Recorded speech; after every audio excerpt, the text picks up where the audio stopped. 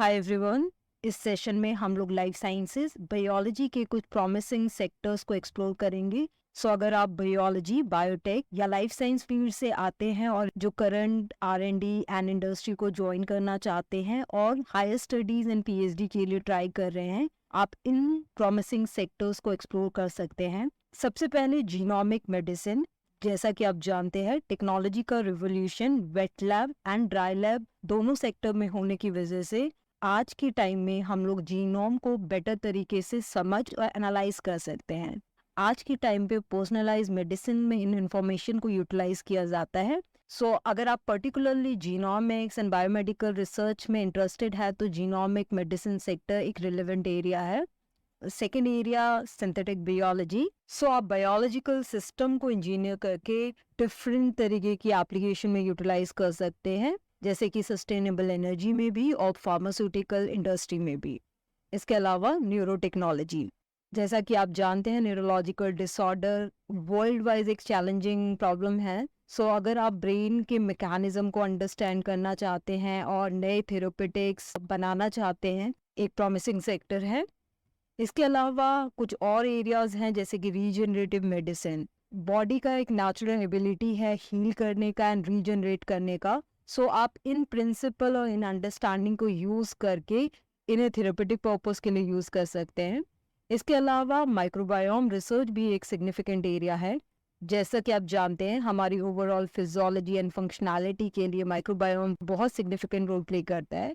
इसलिए micro organism की community को समझना बायोमेडिकल, एग्रीकल्चर, इन्वायरमेंटल और कई डिफरेंट एरियाज में यूटिलाइज होता है। इसलिए आप इस एरिया को भी एक्सप्लोर कर सकते हैं। इसके अलावा इम्यूनोथेरेपी भी एक प्रॉमिसिंग एरिया है। यहाँ आप इम्यून सिस्टम की पावर को यूज करते हैं डिजीज को ट्रीट करने के लिए, जैसे कि कैंसर एंड ऑटोइम्यून डिजीजेस। जैसे कि मैंने आपको बोला कि टेक्नोलॉजी का रिवोल्यूशन वेट लैब में भी हो रहा है और ड्राई लैब में भी। इसका मतलब कि बहुत सारे एक्सपेरिमेंटल से बहुत सारा बायोलॉजिकल डेटा प्रोड्यूस हो रहा है एंड इसको यूटिलाइज करने के लिए बायोइन्फॉर्मेटिक्स भी एक प्रॉमिसिंग एरिया है। यहाँ पे आप लार्ज बायोलॉजिकल डेटास को एक्सट्रैक्ट करते हैं, इंटरप्रिटेट करते हैं, स्टोर करते हैं और एक मीनिंगफुल इंसाइट निकाल के different biological discoveries and application में यूटिलाइज कर सकते हैं। इसके अलावा प्रिसीजन एग्रीकल्चर, स्पेशली अगर आप इंडिया की बात करें यहाँ इंडिया में, जैसा कि आप जानते हैं, हमारी इकोनॉमी बहुत हद तक एग्रीकल्चर पे भी रिलाई करती है। क्रॉप की क्वालिटी को इम्प्रूव करनी एंड प्रोडक्शन की यील्ड को बढ़ानी एंड सस्टेनेबल फार्मिंग में आप प्रिसीजन एग्रीकल्चर का यूज कर सकते हैं। इसके अलावा बायोफार्मास्यूटिकल भी एक बूमिंग इंडस्ट्री है। यहाँ पे बेसिकली आप इनोवेटिव ड्रग्स एंड थेरेपी को बायोलॉजिकल सोर्सेज से डिराइव करते हैं, जैसे कि प्रोटीन्स एंड एंटीबॉडीज। इसके अलावा क्रिस्पर टेक्नोलॉजी भी एक प्रॉमिसिंग एरिया है, जो कि एडवांस जीन एडिटिंग का पार्ट है। एथिकल रेगुलेशंस एंड नॉर्म्स के साथ अगर इसे यूज किया जाए तो ये बहुत सारी new possibilities genetic engineering sector में देते हैं, जिसको कि आप फिर further agriculture, biomedical, environmental areas में यूज कर सकते हैं। कुछ और एग्जांपल्स हैं नैनो बायोटेक्नोलॉजी, जहाँ की आप नैनो टेक्नोलॉजी और बायोलॉजी के इंटीग्रेशन से novel diagnostic tools and targeted drug delivery system को अचीव कर सकते हैं। कुछ और प्रॉमिसिंग एरियाज है इन्वायरमेंटल बायोटेक्नोलॉजी, जहाँ की आप बायोलॉजिकली बेस्ड सॉल्यूशन, बायोरेमिडिएशन और बायोफ्यूल प्रोडक्शंस जैसे एरियाज पे काम कर सकते हैं।